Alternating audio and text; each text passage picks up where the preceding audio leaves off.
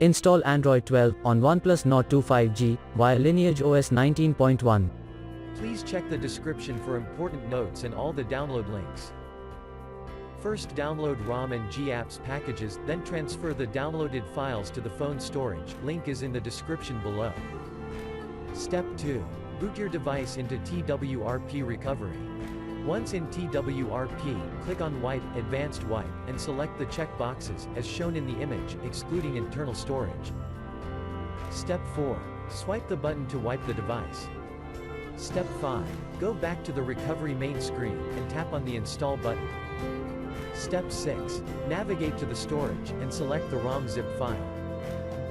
Step 7. Finally, swipe the button on the screen to install ROM file. Step 8. Flash the GApps zip package, in the same manner. Step 9. After GApps flashing completes, select Wipe Cache and Dalvik from bottom left side of screen, and swipe to wipe. Step 10. When the flashing process is complete, hit Reboot System.